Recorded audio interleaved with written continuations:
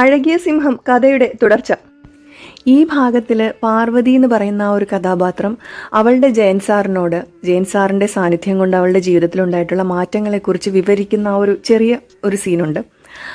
ആ സീൻ എൻ്റെ ജീവിതം തന്നെയാണ്. അതായത് എൻ്റെ ജയേട്ടൻ്റെ ആത്മാവിൻ്റെ ആ ദിവ്യ സ്നേഹ സാന്നിധ്യം കൊണ്ട് എൻ്റെ ജീവിതത്തിലുണ്ടായിട്ടുള്ള അതേ മാറ്റങ്ങൾ തന്നെയാണ് ഞാനിവിടെ പാർവതി എന്ന കഥാപാത്രത്തിലൂടെ ഈ ഒരു ചെറിയ സീനിൽ അവതരിപ്പിച്ചിരിക്കുന്നത്. അപ്പോൾ അതിൽ എനിക്കൊരുപാട് സന്തോഷമുണ്ട്. Thank you universe, thank you my ജയേട്ടൻ, ആൻഡ് താങ്ക് യു ഓൾ. ഒരു നിമിഷം എന്തു ചെയ്യണമെന്നറിയാതെ ജയൻ സാർ നിശ്ചലനായി നിന്നു. സാറിൻ്റെ മിഴികൾ നിറഞ്ഞു. പിന്നെ ഒട്ടും വൈകാതെ തൻ്റെ വിരിമാറിൽ ഒട്ടിയമർന്നു കിടന്നിരുന്ന പാർവതിയെ 2 കൈകൾ കൊണ്ടും വരിഞ്ഞു മുറുക്കി ജയൻ സാർ തൻ്റെ ഹൃദയത്തോട് ചേർത്തു. ദിവ്യമായ ആ അനുരാഗാനുഭൂതിയുടെ നിമിഷത്തെ ചന്ദ്രശേഖരനും കൂട്ടുകാരും അത്ഭുതത്തോടെ നോക്കി നിന്നു. ശ്രീദേവിയുടെ മുഖം പുഞ്ചിരിയാൽ പ്രസന്നമായി. ഇനി നീയൊക്കെ ആ കോളേജിൽ വേണോ വേണ്ടയോ എന്നുള്ളത് ഞാൻ തീരുമാനിക്കും. തുടർന്ന് പഠിക്കാൻ ആഗ്രഹിക്കുന്നവർ നിന്റെയൊക്കെ വേണ്ടപ്പെട്ടവരില്ലേ? നിന്നെയൊക്കെ പഠിക്കാനാണെന്ന് പറഞ്ഞ് ഇങ്ങോട്ട് വിടുന്നവർ, അവരുമായി വന്ന് എന്നെ കാണണം. അതുവരെ ആ കോളേജിന്റെ കോമ്പൗണ്ടിൽ പോലും നിന്നെ ഒന്നും കണ്ടുപോകരുത്. മനസ്സിലായോ നിനക്കൊക്കെ? ചന്ദ്രശേഖരന്റെ കൂട്ടുകാരോട് ഇത്രയും പറഞ്ഞതിന് ശേഷം ജയൻ സാർ ചന്ദ്രശേഖരനെ നോക്കി. നിന്നെക്കുറിച്ച് ഞാൻ ആദ്യമായി കേൾക്കുന്നത് ഇന്നാണ്. കൂടുതൽ കാര്യങ്ങൾ അറിയേണ്ടിയിരിക്കുന്നു. അതിനുശേഷം നിന്നെ എന്ത് ചെയ്യണമെന്ന് ഞാൻ തീരുമാനിക്കും എന്ന് പറഞ്ഞുകൊണ്ട് ജയൻ സാർ പാർവതിയുമായി റൂമിന് വെളിയിലേക്ക് ഇറങ്ങി. ഭയാശങ്കയോടെ നിന്നിരുന്ന ചന്ദ്രശേഖരനെയും കൂട്ടുകാരെയും ശ്രീദേവി ഒരു നിമിഷം ഒന്ന് നോക്കി. എന്നിട്ട് പറഞ്ഞു, എടാ ചന്ദ്രശേഖര, നിനക്കൊരു കാര്യം അറിയാമോ? ജയൻ സാറും പാർവതിയും തമ്മിൽ മുടിഞ്ഞ പ്രേമമാ. അതും ഇന്നും ഇന്നലെയും തുടങ്ങിയതല്ല, ഒരുപാട് വർഷങ്ങളായി. സാറ് ക്രൈംബ്രാഞ്ചിലെ ഒരു ഉയർന്ന ഉദ്യോഗസ്ഥനാ. വിസിറ്റിംഗ് പ്രൊഫസറായിട്ട് സാറിങ്ങോട്ട് വന്നതേ അവള് വിളിച്ചിട്ടാ. അറിയാവോ നിനക്കൊക്കെ? ശ്രീദേവിയുടെ ആ വാക്കുകൾ കേട്ട് ചന്ദ്രശേഖരനും കൂട്ടുകാരും അമ്പരന്ന് നിന്നുപോയി. ശ്രീദേവി തുടർന്നു, എന്താ നിന്റെയൊക്കെ കണ്ണ് തള്ളിപ്പോയോ? രാവിലത്തെ നിന്റെ ഡാൻസ് പെർഫോമൻസ് കണ്ടപ്പോൾ ഇത്ര പെട്ടെന്ന് ഇങ്ങനൊരു പെർഫോമൻസ് കാണാൻ പറ്റുമെന്ന് ഞാൻ സ്വപ്നത്തിൽ പോലും വിചാരിച്ചില്ല. എന്തായിരുന്നു അടിയുടെ ഒരു പവർ! ആഹാ ആഹാ! നിന്റെ അഹങ്കാരം തീർന്നു. നീ ഇത്രയും നാളും മറ്റുള്ളവരോട് പറഞ്ഞതിനും ചെയ്തതിനുമൊക്കെ അനുഭവിക്കാൻ പോകുന്നേ ഉള്ളൂ. അപ്പോൾ ശരി, പോട്ടെ സൂപ്പർ സീനിയർ ചേട്ടന്മാരെ എന്ന് പറഞ്ഞുകൊണ്ട് ശ്രീദേവി റൂമിൽ നിന്ന് ഇറങ്ങിപ്പോയി.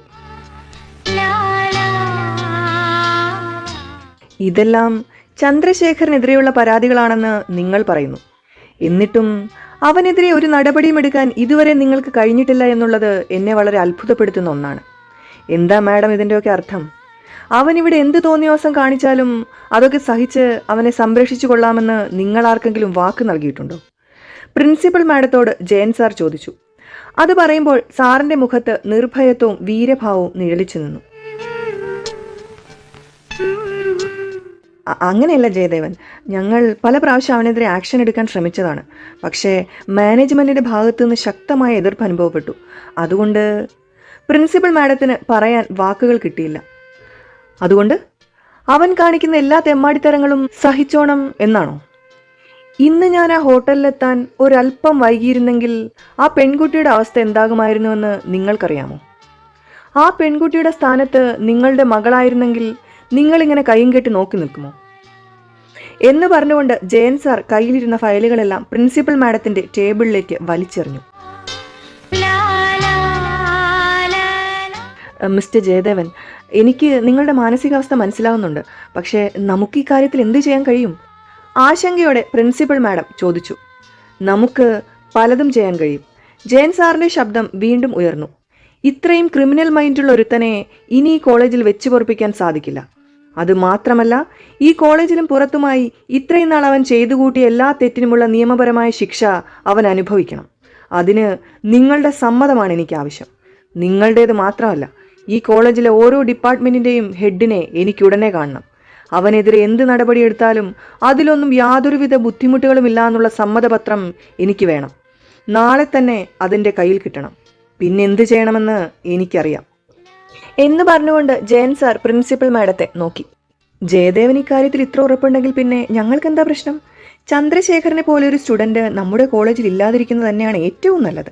എന്തായാലും വേണ്ട നടപടികൾ ഉടനെ എടുക്കാം. നിങ്ങൾ സമാധാനമായിരിക്കൂ. പ്രിൻസിപ്പൽ മാഡത്തിന്റെ ആ വാക്കുകൾ കേട്ടപ്പോൾ ജയൻ സാറിന്റെ മനസ്സ് തണുത്തു.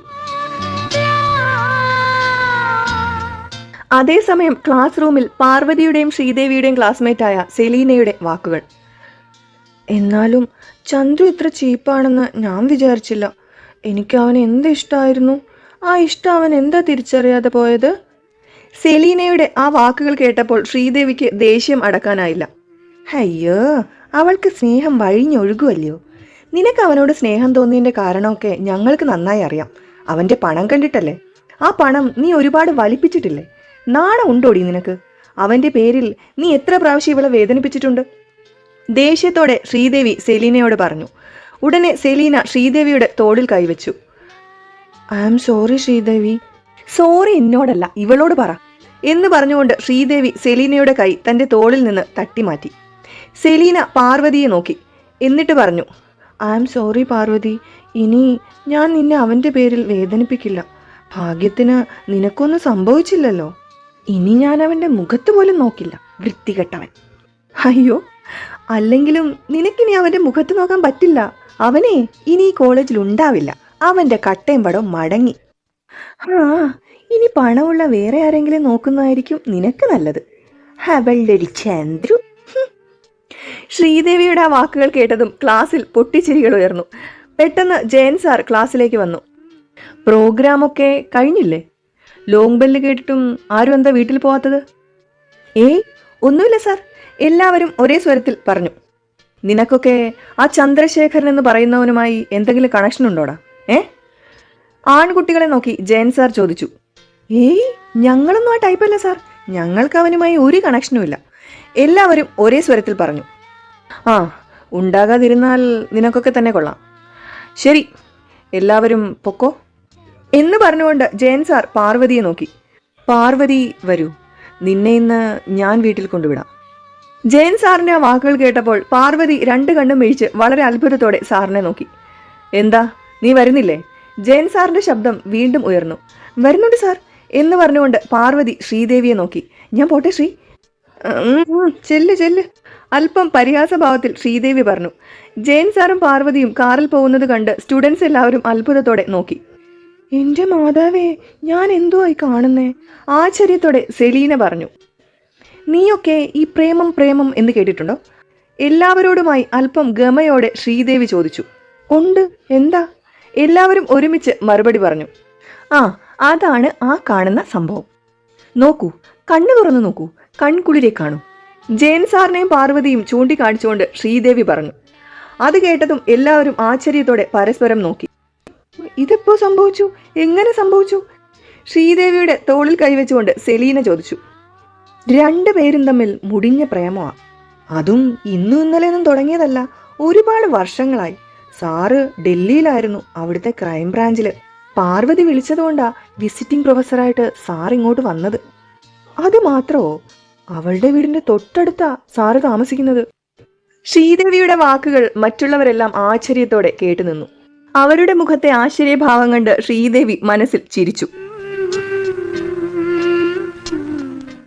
ജയൻ സാറുമായി ഒരുമിച്ച് യാത്ര ചെയ്യുമ്പോൾ താൻ സ്വർഗത്തിലേക്ക് പോകുന്നത് പോലെയാണ് പാർവതിക്ക് തോന്നിയത്.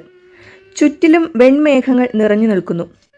പല വർണ്ണത്തിലുള്ള പൂക്കളും കിളികളും ചിത്രശലഭങ്ങളും പീലി നിവർത്തി നിന്നാടുന്ന മയിലുകളെ പോലെ സ്വർണ്ണച്ചിറകുള്ള ദേവതമാരും വെള്ളിച്ചിറകുള്ള മാലാഖമാരും പുഷ്പവൃഷ്ടിയാൽ തങ്ങൾക്ക് മംഗളങ്ങൾ നേർന്നുകൊണ്ട് ശുഭയാത്രാ ഗീതങ്ങൾ പാടുന്നതായി അവൾക്ക് തോന്നി. സന്തോഷത്താൽ അവളുടെ മിഴികൾ നിറഞ്ഞു. പെട്ടെന്ന് ജയൻ സാർ വണ്ടി നിർത്തി. എനിക്ക് പാർവതിയോട് അല്പം സംസാരിക്കാനുണ്ട്, വരൂ എന്ന് പറഞ്ഞുകൊണ്ട് സാർ വണ്ടിയിൽ നിന്ന് പുറത്തേക്കിറങ്ങി. പാർവതി ഒരു നിമിഷമൊന്ന് ചുറ്റിലും നോക്കി. വീടും കഴിഞ്ഞ് കുറേ ദൂരം മുന്നിലേക്ക് പോന്നിരുന്നു. ഇപ്പോൾ അവർ നിൽക്കുന്നത് ഗുരുപവനപുരം നൃത്തമന്ദിരത്തിലാണ്. മന്ദിരത്തിൽ നിന്ന് താഴേക്ക് നോക്കിയാൽ കണ്ണാടിപ്പുഴ കാണാം.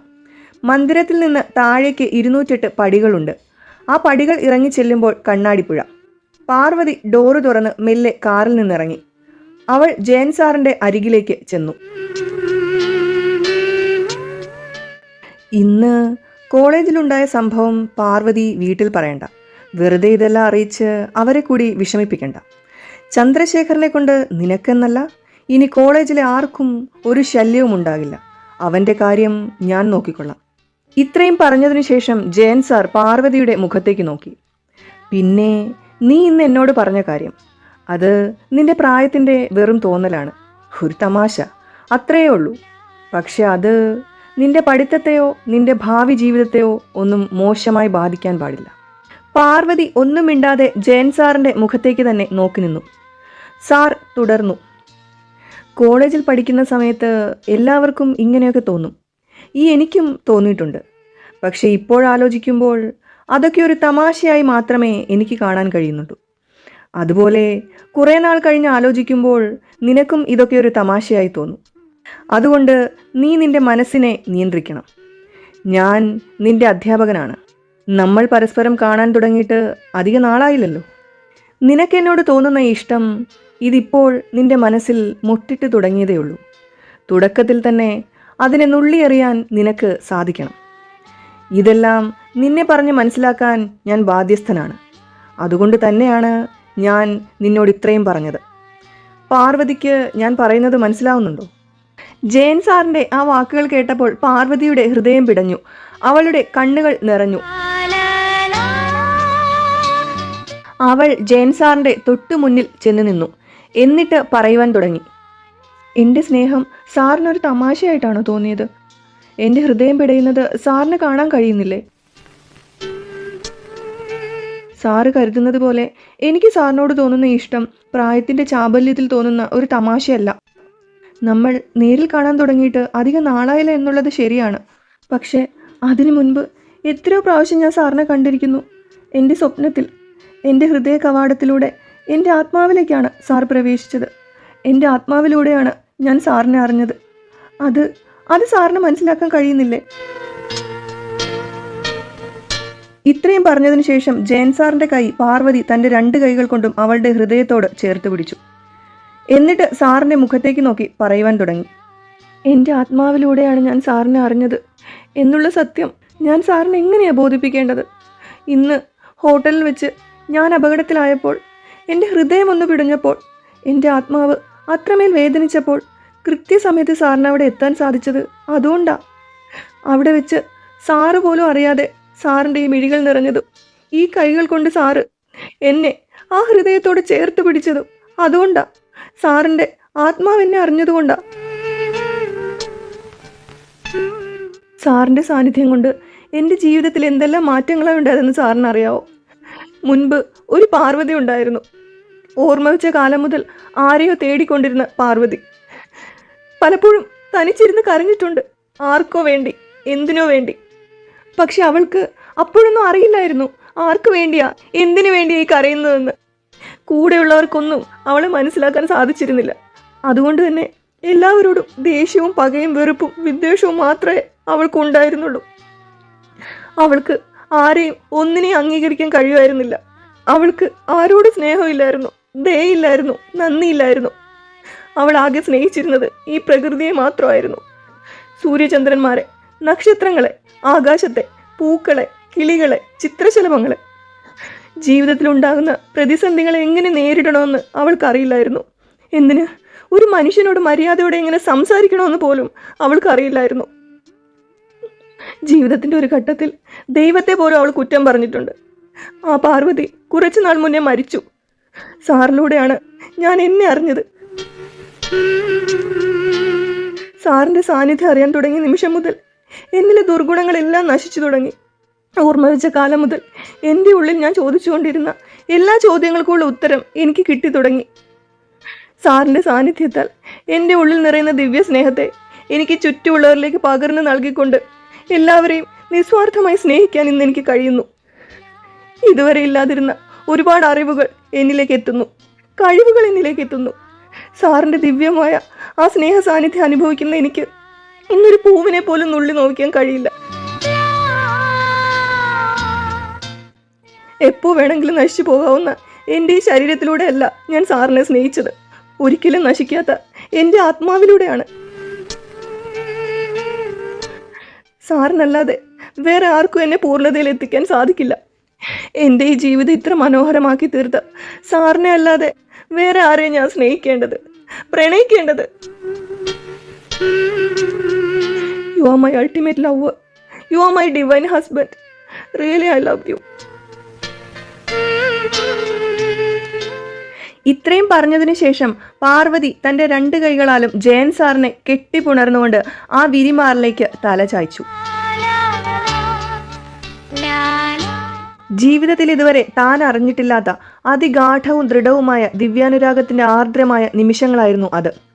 മനസ്സിലും ആത്മാവിലും ഒരേപോലെ തന്നോടുള്ള പ്രണയം നിറച്ചുകൊണ്ട് ആ പ്രണയാഗ്നിയിൽ ആളിപ്പടർന്ന ഹൃദയത്തിൽ നിന്ന് ഉടലെടുത്ത പാർവതിയുടെ വാക്കുകൾക്ക് മുന്നിൽ എന്ത് പറയണമെന്നറിയാതെ ജയൻ സാർ നിശബ്ദനായി നിന്നു. കഥ തുടരുന്നതാണ്.